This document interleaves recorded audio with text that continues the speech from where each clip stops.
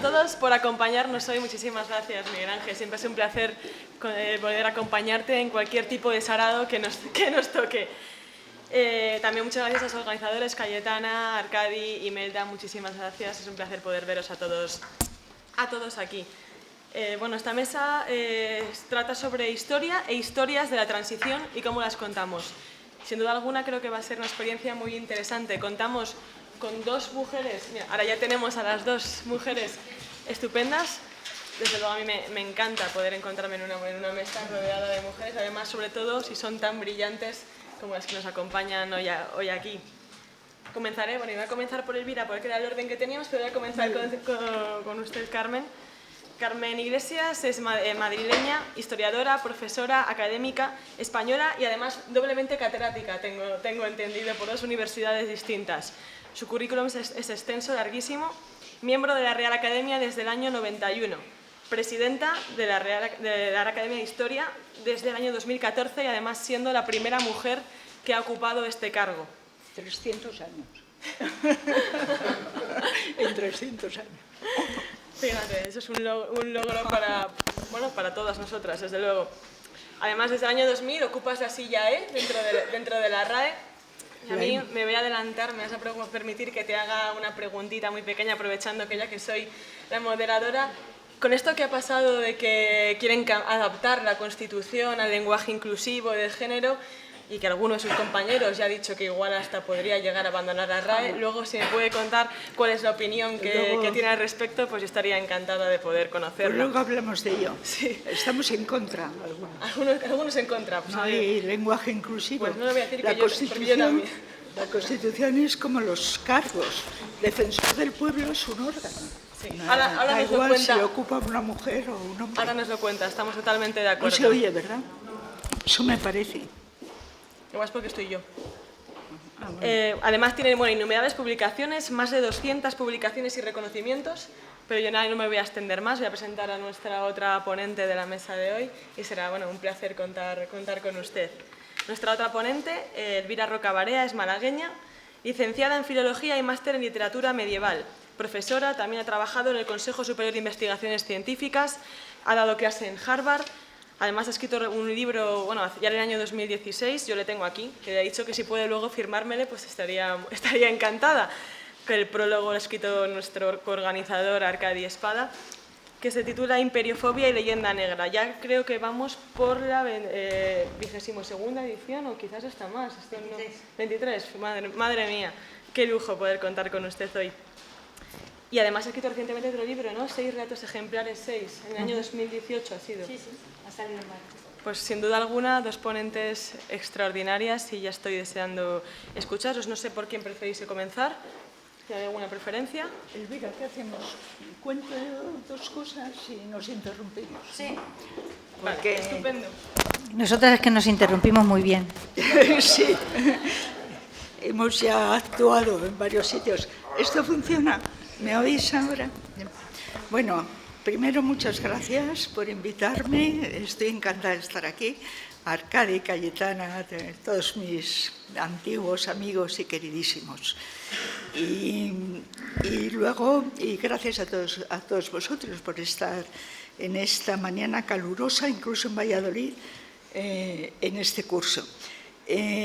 Bueno, yo tengo que confesar que hablar de la transición, abrir mis 3 carpetas así de grandes que tengo sobre temas escritos sobre la transición me ha costado un poco, porque pensé inocentemente que había un momento que ya no habría que hablar de la transición para reivindicarla, sino que, como dijo John Eliot hace poco, la transición acababa con el mito del caínismo del pueblo español.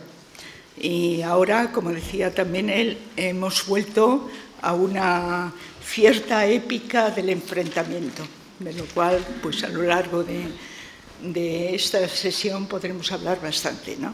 Entonces yo pensaba que efectivamente la transición no era como el término antiguo régimen, ¿no? El antiguo régimen que lo crearon los revolucionarios, los jacobinos, el nombre como tal, pues se sabía cuándo había terminado con la Revolución Francesa, pero no se sabía cuándo había empezado. Podía toda la Edad Media, todo el Renacimiento, hasta el siglo XVIII. Bueno, pues la transición me parece que está convirtiéndose en algo así. O sea, tiene un principio muy claro. En el 76 yo creía que tenía un final clarísimo con la Constitución del 78 y ahora pues se está prolongando como si toda la historia de 40 años de democracia estuviera colgando de la transición. Ya sabemos todos que hay una intención ideológica en cargarse la transición desde el principio, cosa que no hay que sorprenderse. Hay un estudio que supongo que muchos conocéis de Manuel Álvarez Tardío, que fue adjunto mío en algún momento en la Universidad la Complutense y luego en la Rey Juan Carlos, que estudia muy bien cómo desde el principio tanto el representante catalán como el representante vasco en la discusión de la Constitución emplean, tengo incluso las citas, pero no tenemos mucho tiempo para ello, pero recomiendo leerlo, porque las palabras de Barrera, ¿no?, que era el representante catalán, y el representante de Esquerra son verdaderamente terribles, o sea, son absolutamente antidemocráticas desde ese momento y son absolutamente condenatorias de todo el proceso que se estaba siguiendo en la transición. Estamos hablando de los prolegómenos de 1978. No solo ellos, sino, en fin, hay que recordar El País, un Francisco Bustelo, una cierta izquierda del PSOE radical que estuvo todo el tiempo en contra de esto, que partían además de que, bueno, había que hacer una ruptura total y volver a la República, que era cuando, según ellos, se había interrumpido la historia de España.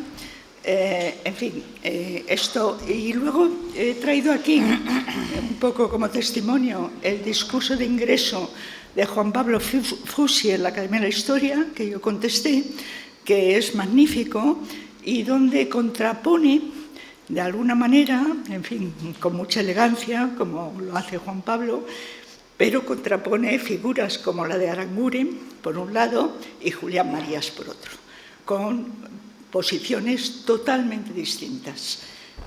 Es importante que tengamos esto en cuenta, es decir, ha habido desde el principio, yo recuerdo perfectamente el momento en que en El País salieron artículos, me parece que de Vicente Navarro y de Pérez Royo, yo creo, ¿no? Era negando absolutamente todo lo que estaba haciendo la transición. Es decir, que desde el primer momento ha habido una crítica feroz y, desde luego, con ribetes antidemocráticos todo el tiempo. Con la ruptura había que volver a lo que no existía. Bueno, pues para los historiadores, uno de los valores de la transición ha sido precisamente el principio de realidad. Históricamente ha reanudado las mejores tradiciones que tenemos en nuestra historia, porque otro mito es también el enfrentamiento constante entre los españoles. Eso es un mito, no es verdad. Ha habido enfrentamientos a veces y ha habido también acuerdos. La Restauración, por poner un ejemplo que todos conocemos, ¿no? La Restauración, recuerda a Pepe Varela hace muchos años en un curso parecido a este, que decía con mucha gracia que lo que había hecho Cánovas con Sagasta, que era llamarle, Sagasta estaba condenado a 2 penas de muerte y en fin, a destierro, estaba exiliado y demás. Cánovas le llamó, hicieron el acuerdo entre ellos de alternancia. El problema de la alternancia ha sido grave en todas las democracias. O sea, cómo lograr que cambien de poder porque eso también hablaremos luego si da tiempo, porque el que tiene el poder se aferra a él y porque además enloquece, como han demostrado las ciencias cognitivas, el Cádiz también lo conocemos bien, ¿no? Yo estoy aducida un poco por la neurología en este momento, porque están demostrando las ciencias experimentales lo que nuestros clásicos decían, ¿no? La ibris griega, el que el poder corrompe porque se pierde el sentido de la realidad. La dopamina satisface mucho, la serotonina se queda un poco detenida y entonces pierden el sentido de la realidad. Es decir, que el problema del poder es también para tratarlo. Bueno, pues el problema de la alternancia, de cómo sacar a unos del poder y ponerse otros, pues ha sido muy difícil en todos los países, en toda Europa, hasta que se lograron pues unos procedimientos que pueden ser discutibles, pero que son los menos malos que hasta ahora hemos encontrado con la democracia representativa.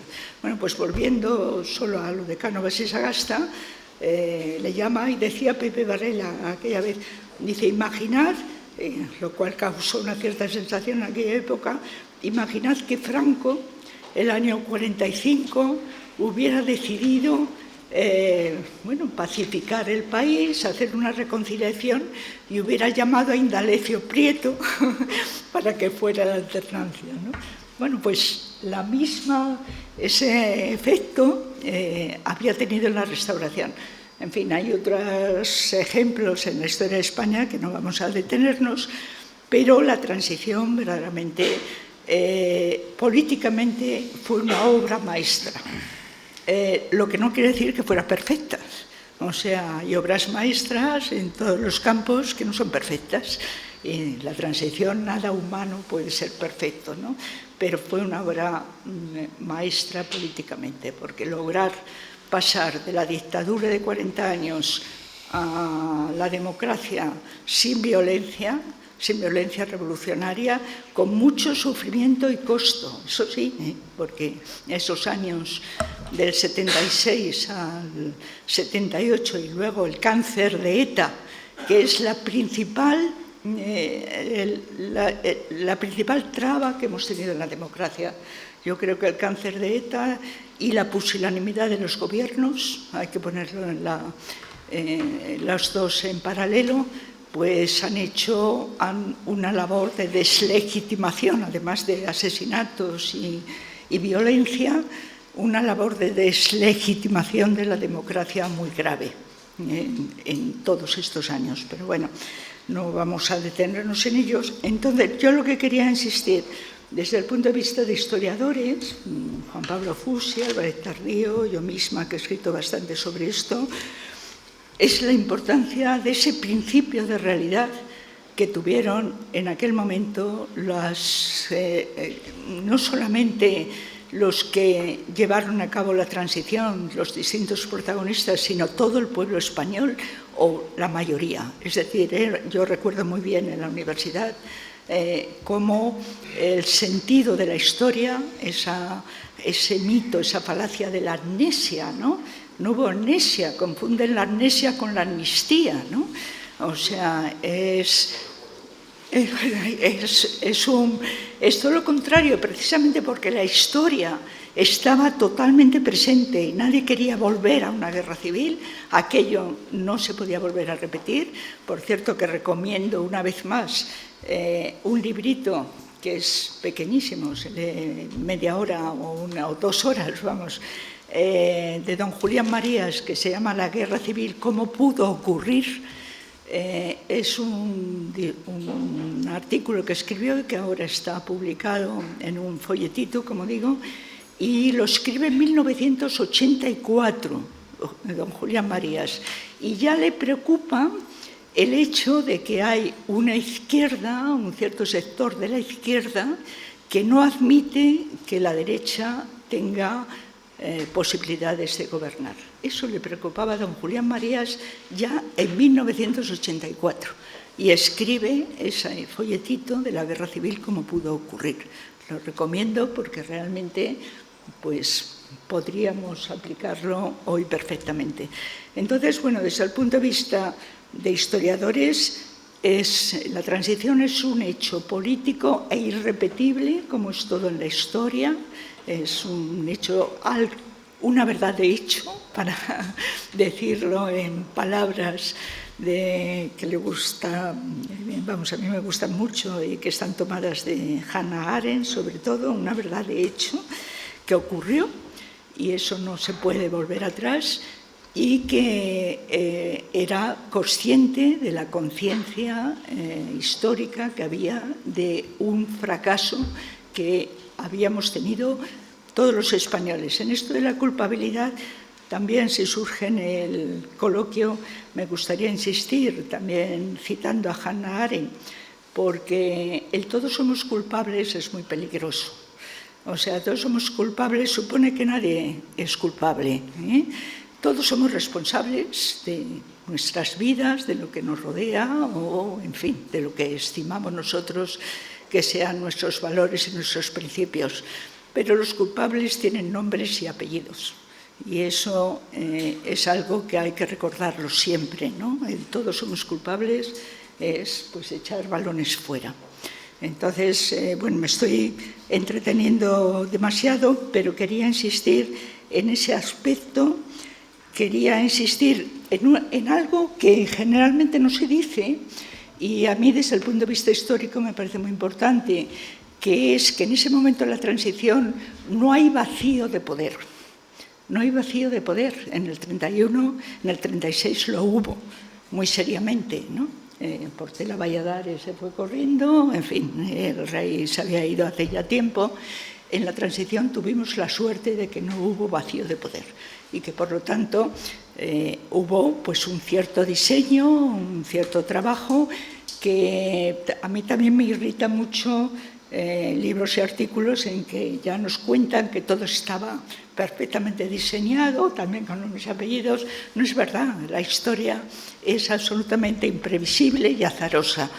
Podíamos pensar que íbamos a llegar a estar hoy aquí como estamos, con todas las noticias que nos llegan día a día de las decisiones políticas que se están tomando. Pues no lo podíamos imaginar. Bueno, pues lo de la transición pasó lo mismo. Hubo mucho de improvisación a veces, había un cierto diseño de algunas cosas de tipo jurídico, pero podía haber sido absolutamente de otra manera. Yo en una de las entrevistas últimas que me han hecho, que me eran sobre estos años, y recordaba muy bien en el decanato de la Facultad de Ciencias Políticas, entrar un personaje, que estábamos, el decano de entonces, que era Zúñiga, que murió, un amigo absolutamente militante, y entró un catedrático, que todavía anda por ahí camuflado, diciendo, nada, esto había que fusilar al rey y a Adolfo Suárez, y cuando nosotros pusimos, bueno, rebatimos naturalmente, nos escandalizamos, contestó muy flemático, esto se arregla con 200.000 muertos. Textual, ¿no? Es decir, que las cosas podían haber salido de otra manera. Muy bien, bueno, me quedo ahí, ¿no? Pero sí quería insistir en esos aspectos. Interesantísimo, como siempre. Yo lamento hacer el papel feo de cortar a nuestra oradora, que sin duda alguna es muy interesante y muy ilustrador todo lo que has dicho.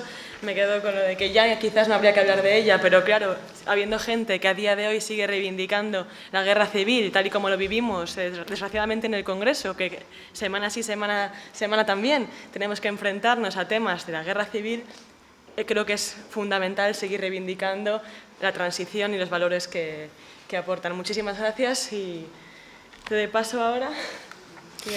Muchas gracias. Quiero dar las gracias a esta universidad por la invitación, a Miguel Ángel, que lo estaba viendo antes y ahora ya por poco no te dejo de ver. Y también agradecer la oportunidad de compartir mesa y un rato largo de tren con Carmen Iglesias, con quien siempre aprendo tanto. Y quería empezar con una cita que ella ha hecho de Eliot, que la he tomado un poco así a vuela pluma, pero es algo así como que la transición, parecía que la transición acababa con el cainismo del pueblo español, o con el tradicional cainismo del pueblo español. Todo el mundo sabe que yo tengo una gran debilidad por los hispanistas, que me encantan, porque creo que el fuego amigo le ha hecho a este país más daño que el fuego enemigo en muchas ocasiones, ¿no? Esa idea de que los españoles son cainitas no he terminado yo de investigarla, de dónde procede, pero es un disparate absoluto. En esta situación estamos precisamente porque los españoles no somos cainitas, porque dejamos vivir todas las tendencias a nuestro alrededor, incluso aquellas que resultan intolerables. Cuando se impone un único modelo y se anulan todos los demás, como sucedió en las guerras de religión, como sucedió en la Revolución Francesa, etcétera, etcétera, eso es cainismo. El resultado de eso es, lo siento, una cierta estabilidad. Y lo que los españoles precisamente han hecho a lo largo de los siglos es demostrar ninguna vocación cainita, ni siquiera en las derrotas. Se ha sido siempre extraordinariamente comprensivo con el derrotado, muy, muy blando. Y cuando se ha tenido que encajar tendencias, insisto, peligrosas, se las intenta comprender, se las intenta acomodar, se las intenta conformar, se las intenta contentar. Y eso es exactamente lo contrario del cainismo. No sé si me explico. Bueno, y con esto vuelvo a lo que... Bueno, vuelvo, no he entrado, que voy a volver. A lo que yo iba a hablar de la transición, porque estuvimos previamente, doña Carmen y yo, tratando de aquello. Claro, mi punto de vista es que cuando se vota la Constitución yo estoy en sexto de GB. Y entonces conservo mi Constitución, la conservo, no sé si la recuerdan ustedes, aquella cosita de color amarillo pálido y marroncilla, que los niños llevábamos al colegio toda la segunda etapa, sexto, séptimo y octavo. En aquel otoño se leyó la Constitución entera y conservo las libretas con los debates que en clase se organizaban previos a la votación de la Constitución. O sea, los niños españoles que teníamos 11, 12, 13 y 14 años, en aquel otoño votamos esa Constitución, ¿vale? Las votamos porque nuestros maestros nos obligaron semanalmente a leernos fragmentos, a hacer nuestras críticas, incluso a que debatiéramos entre nosotros, a que comprendiéramos el vocabulario. Cuando la he vuelto a abrir, me ha resultado extraordinario comprobar que me sé párrafos enteros de la Constitución española y creo que los que tienen ahora mismo 49, 50, 51, 52 y andaban en lo que se llamaba la segunda etapa de la GB, si echan hilo de memoria, comprenderán que también se saben trozos enteros, porque yo creo que hubo pocos maestros en España en aquella época que pasaran de aquel asunto y que no se sintieran en la necesidad y en la obligación de implicar a sus alumnos niños en lo que estaba pasando en el país. Y me ha sorprendido darme cuenta de lo bien informados que estábamos y de la madurez con que debatíamos en clase cuestiones como la organización territorial y lo que era un tribunal constitucional y la división de poderes y un rey, que era aquello de que un rey que reina pero no gobierna, y etcétera, etcétera. O sea que hubo un empeño realmente grande por parte de muchos de que aquello fuese una gran ceremonia colectiva de reconciliación. Pero a mí me tocaba hablar aquí de cómo las contamos, las historias de la transición, cómo las contamos. Claro, esta era un poco de mi pequeña historia que me ha encantado de ver las libretas. Pues las contamos fatal, las contamos fatal. Y sobre todo en los libros de texto las contamos aún peor. Lo de los libros de texto es una debacle, pero que una debacle. O sea, digamos que se ha establecido una especie de canon del relato de la transición, en el que siempre aparecen una serie de puntos y que ese canon ha ido variando. Me van a permitir ustedes que vaya rápido y solo de vez en cuando citaré el nombre de alguna editorial y el curso, ¿vale?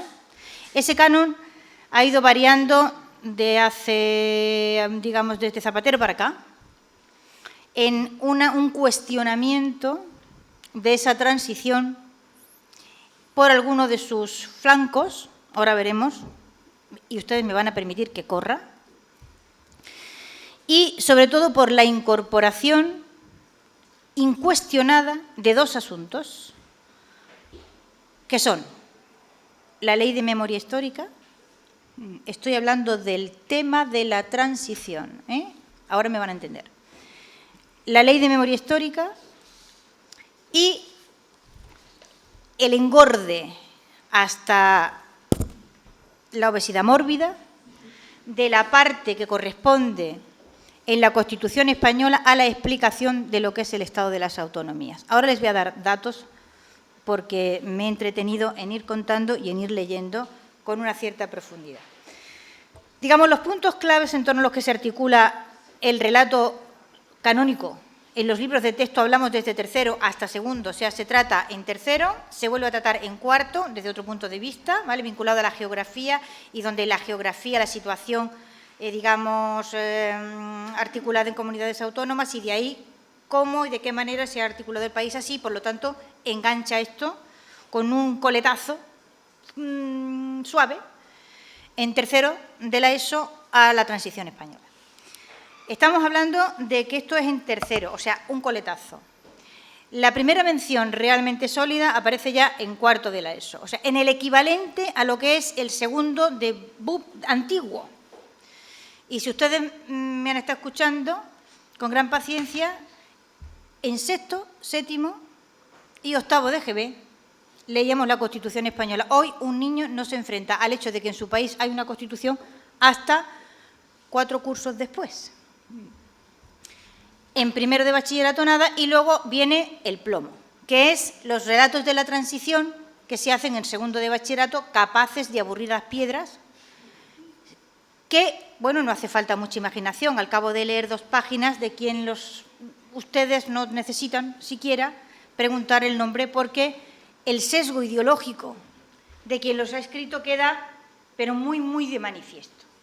Claro, a los alumnos los embarrancan en unas hagiografías de la pasionaria y en unos plomos espantosos de la Plata Junta y compañía. Las criaturas terminan muertas en la página 6. Y ahí ya no hay forma de enderezar aquello. Pero que digamos de una manera más o menos general, voy a correr. Empezamos siempre relatando la situación económica catastrófica que hay en el franquismo, o sea, la parte última del franquismo, como una situación no solo de degeneración política de la dictadura, sino de degeneración económica muy grave. Y entonces ahí nos encontramos con algunas genialidades. La página 290 del libro de cuarto de Anaya dice que el franquismo, es que es gloriosa la frase, en un estado de grave endeudamiento. En el año 76, España está en el mínimo de endeudamiento histórico que se ha conocido. Por ejemplo. Luego también es muy gracioso que las fotos son siempre las mismas. Hay 2 o 3 que están eternamente repetidas. Una del Tribunal Constitucional, que se ve que un día fue un fotógrafo e hizo una foto. Es la misma foto desde hace 25 años. La otra, una foto de los padres de la Constitución, la mismísima foto, o sea, José Pedro Pérez Llorca a la derecha, Herrero de Millón el segundo por la izquierda, y así sucesivamente. Misma foto. Otra, eterna, el entierro de los abogados de Atocha. Y así sucesivamente. Digamos, esas son las 3 más habituales, pero en las demás hay una cierta variedad. Lo que decía yo de que en los últimos, o sea, de Zapatero para acá, digamos, aquel relato que estaba más o menos canonizado y era muy, ¿cómo les diría yo?, aséptico, de la transición, ha ido adquiriendo sesgos. Por ejemplo, segundo de bachillerato Almadraba, y leo. Denominamos transición democrática al periodo transcurrido entre la muerte de Franco y la aprobación de la Constitución. Punto. No hay más definición. Ahora esto se va a ir enredando con el paso del tiempo. El segundo punto, he dicho lo de la situación económica catastrófica de Franco, punto primero. 2, que había 2 caminos, que eran la ruptura y la reforma. Y se eligió la reforma, no la ruptura. Mágicamente. ¿De acuerdo? O sea, nadie se pone a decir por qué se eligió la reforma y no la ruptura, ni quiénes, sino que mágicamente todos, bueno, el rey. El tercer punto, digamos, que suele repetirse en todos los textos, es el papel del rey. El papel del rey se ha ido degradando con el paso del tiempo. Y últimamente, esta es Almadraba, creo, no, Algaida, aparecen veladas críticas como la siguiente. El dictador no restaura la monarquía tradicional, sino que convierte la monarquía en una institución heredera y continuadora del régimen. 2 líneas más para abajo dice que se ha convertido en un lugar común, cito de memoria, el elogio a la monarquía sobre su papel en la transición española, pero que realmente aquel trabajo fue algo colectivo que lo hicieron los españoles y que lo hubieran hecho igual con o sin monarquía. Editorial Almadraba 386, página, segundo bachillerato. El otro punto constante es la alusión a la ley de la reforma política.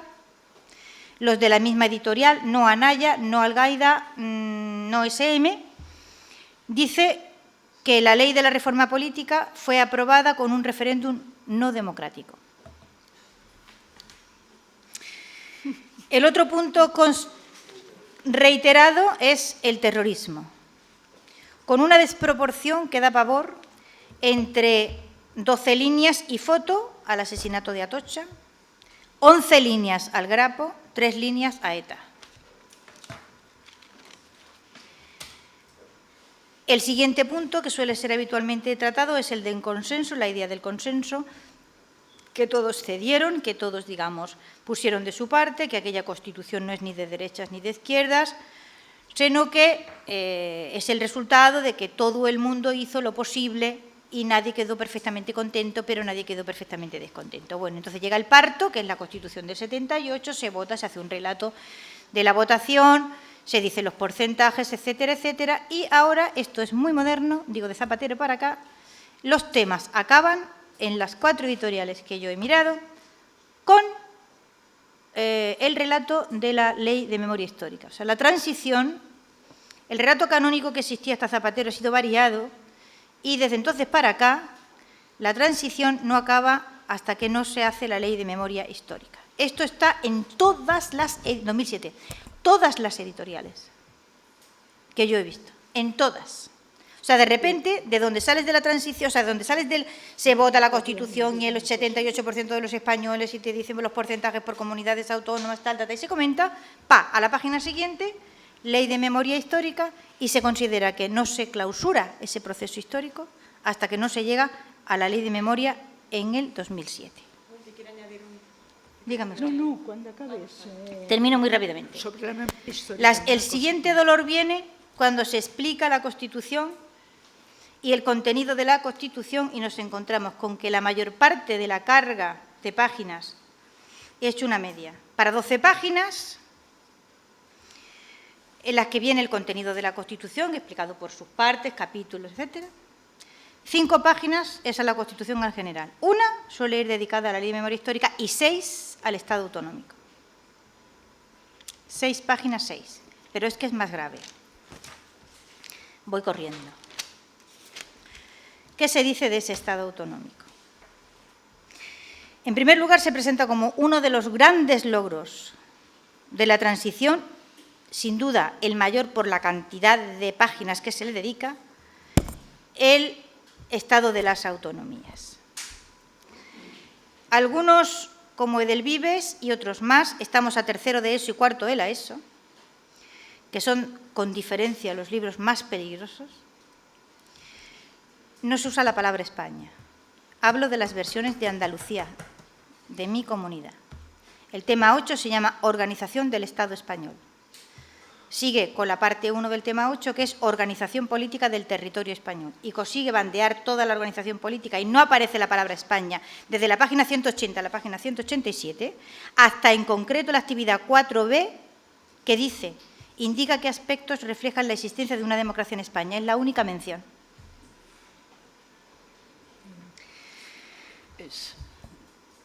Sigue el tema 9, que se llama Andalucía, retos y desarrollo. En la primera página aparece la palabra Andalucía 6 veces. En cada uno de los epígrafes de la siguiente manera. La Comunidad Autónoma de Andalucía, Administración Local y Provincial de Andalucía, actividades económicas y medioambientales de Andalucía, etcétera, etcétera, etcétera. Esto es lo que estudian de este periodo y de sus consecuencias nuestros hijos. ¿De acuerdo?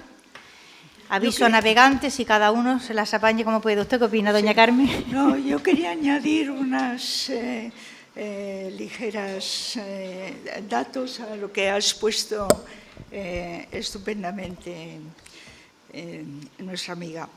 Vamos a ver, desde luego Zapatero rompe todos los consensos.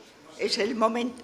No, decía que evidentemente Zapatero rompe todos los consensos, con la memoria histórica, con los acuerdos que intenta con ETA, con el aislamiento de la derecha. Es decir, todos son rotos por Zapatero de una forma, creo que bastante consciente, ¿no? Respecto a la memoria histórica, que está muy bien, que el problema de la exhumación de cadáveres, el problema de que los familiares podían conseguir ayudas para exhumar los cadáveres, hay exactamente 19 disposiciones legislativas desde la transición y anteriores a la Ley de Memoria Histórica para recuperar a los asesinados en la Guerra Civil, en ambos campos. Es decir, que se estaba exhumando, se estaba haciendo. El periodo que va, cuando yo antes hablaba de vacío de poder, lo decía en el sentido de que cuando hay vacío de poder, los más osados son los que ganan. Recordar El Señor de las Moscas, ¿no? Que debía ser una lectura de iniciación de todos los jóvenes, ¿no? El más bestia, el más duro, el más fanático es el que se hace con el poder. Por eso yo he insistido en que en la transición tuvimos la suerte de que no había vacío de poder y naturalmente que el pueblo, todo lo que llamamos el pueblo, los ciudadanos, estábamos todos por la labor o una gran mayoría. No hay más que recordar las manifestaciones, la matanza de Atocha, etcétera. No quiero detenerme en eso. Y lo de las lecturas, vamos a ver, hay un periodo.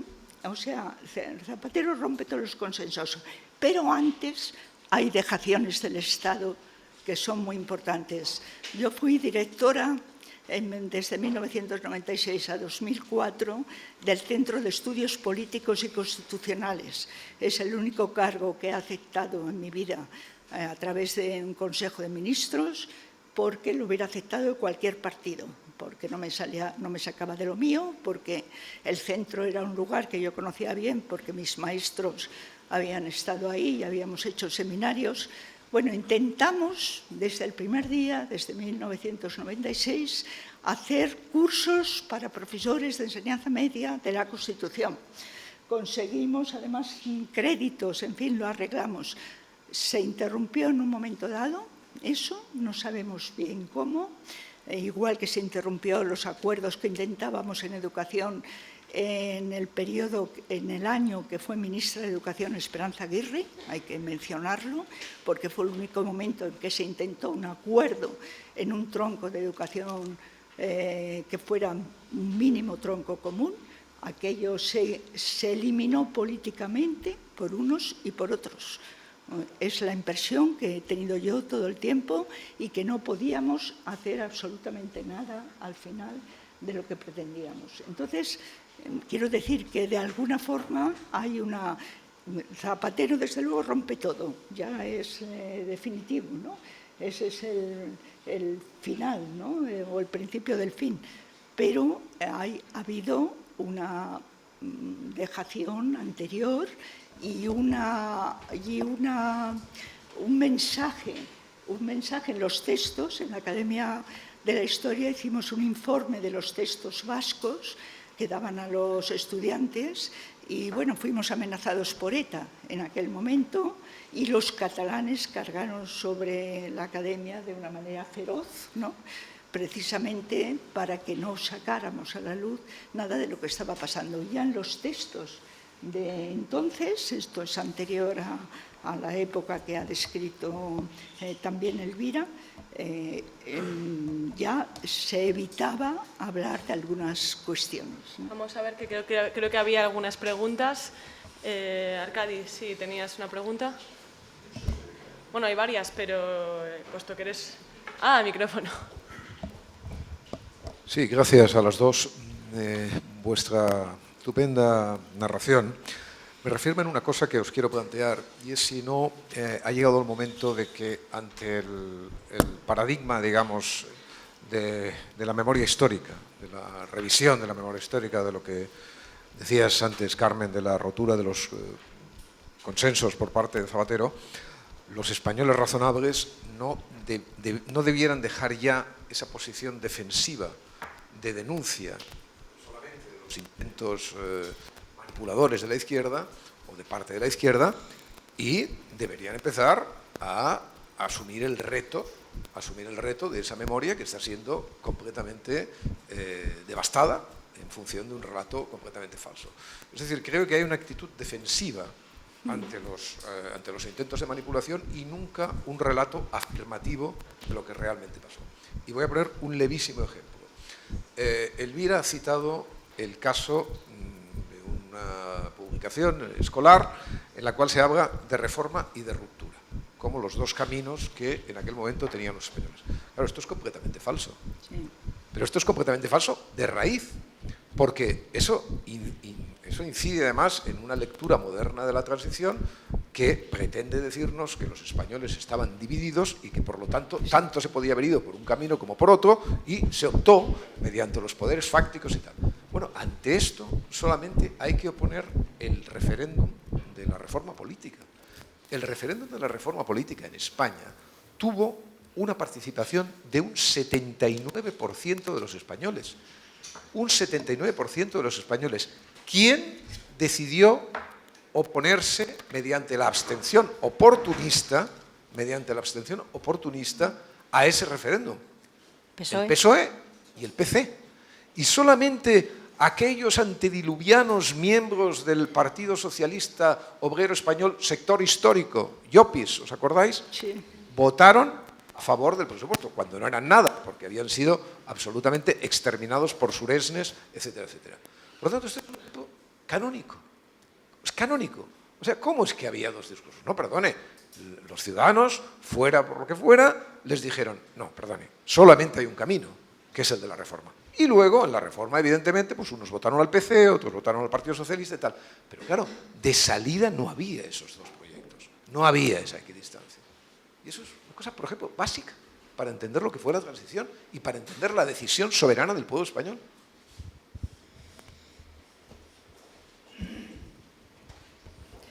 No había franquistas, como escribiste en un artículo memorable sobre el rey, sobre aquella época.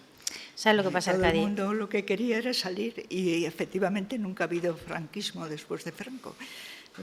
Está ahora más presente que nunca, precisamente por los que están con ello. ¿Me permitís recordar? Es que, claro, la Constitución aprobada, simplemente recordar, lo sabéis todos, pero viene bien. Y efectivamente esto entra dentro de la línea no defensiva, sino de los hechos, ¿no? de tomarlo. El Congreso de los Diputados aprobó la Constitución por 258 votos a favor, 2 en contra y 14 abstenciones. Y luego, como sabéis, lo aprobó el Senado, y el referéndum del 6 de diciembre de 1978 había 18 millones de votantes que acudieron a las urnas, casi 16 millones votaron sí, cerca de 1,5 millones votaron no, y unos casi 134.000 se abstuvieron. Esa es la realidad, ¿no?, de la Constitución. Sí, yo, con lo que estabas diciendo, Arcadi, los datos que tú has dicho, y claro, lo que enseñamos en la escuela, es que llevamos, desde que se transfirieron las competencias, sembrando tempestades. Empezaron siendo chirimiris y han terminado siendo auténticos ciclones, ¿no? Esto es lo que se hace, o sea, esto es un problema grave que tenemos de debilidad del Estado desde hace mucho tiempo, no es de ahora ni de este siglo siquiera. Por lo que yo decía antes, que somos poco cainitas, ¿vale? En el intento de encajar, en el intento de integrar, en el intento de no dividir, se ha tolerado lo tolerable y lo intolerable. Y hay determinadas tendencias que no se pueden tolerar. No me refiero ya a las democracias, me refiero en las vidas de los pueblos, ¿vale? Hay determinadas tendencias que no se pueden tolerar porque ponen en peligro a todos, incluidos a aquellos que las promueven, ¿no? Pero nosotros hicimos en la transición, como ha dicho Carmen, se hicieron grandes cosas, una obra de arte no tiene por qué ser perfecta, salió mal el diseño territorial. No se aprendió de las lecciones del pasado y alimentando toda clase de disparates en cada pequeño reino que se ha constituido a la mayor exaltación de sí mismo, se generan, bueno, las balcanizaciones a las que estamos asistiendo ahora. Con un clientelismo muy satisfactorio, claro, para totalmente, las además, élites de cada lugar. Las élites ¿quién políticas. va a luchar contra eso? O sea, si tú le pagas al profesor, vamos a ser realistas, el profesor enseña aquello que le dice que enseña aquel que le paga. Y se acabó, ¿vale? Hay 3 o 4 héroes, siempre hay un héroe, por supuesto, pero la pura realidad es que la enseñanza es una correa de transmisión. Si te paga tu comunidad autónoma, pues tú celebras el Día de Blas Infante, como aparece en todos los libros que se hacen en Andalucía, con foto a media página y padre de la patria andaluza. Que fuese un botarate y un imbécil integral. ¿De acuerdo? Y que no se le ocurriese otra cosa más gloriosa que inventarse como bandera de Andalucía el estandarte de los almohades, que han sido los cafres más cafres que ha habido en el Islam hasta los talibanes, ¿vale? Y hay todo el mundo detrás. Yo he cantado el himno en séptimo de GB, ¿vale? O sea, fíjense de dónde vienen las correas de transmisión. Estábamos diciendo que en la segunda etapa de aquella época estudiábamos la Constitución. En séptimo de GB no había todavía autonomía. En mi séptimo de GB no había autonomía. Y ya estábamos todos los chiquillos cantando el himno de Blas Infante con pasión e izando las banderas en los patios de los colegios. Claro, tú en ese caldo de cultivo transfieres las competencias en educación y te encuentras los disparates, bueno, te encuentras temas enteros como os acabo de demostrar. Esto no es un libro, estos son todos. Es el Estado español. España no existe. Tenemos más preguntas, lo que podemos acumularlas, tenías, Víctor, una pregunta, acumularlas, porque como tiene que empezar otra mesa, vamos con un poco de retraso de cara a que todos podamos participar. Víctor, por favor. Sí. Ya viene. Creo que debemos discutir los nombres y apellidos a nivel jurídico y depurar responsabilidades. A nivel político creo que es importante pasar la discusión de los nombres y apellidos a la discusión sobre las instituciones, de los nombres propios a los nombres comunes, ¿no? Y también evitar descalificación, incluso evitar descalificaciones a las ideologías, ¿no? Comentaba antes, ¿por qué el Partido Socialista tuvo un comportamiento tan cuestionable en los años 30 y un partido prácticamente equivalente al Partido Socialdemócrata sueco tuvo un comportamiento tan ejemplar y acabó fundando el Estado de Bienestar en 1936, al mismo tiempo que empezó la Guerra Civil Española aquí?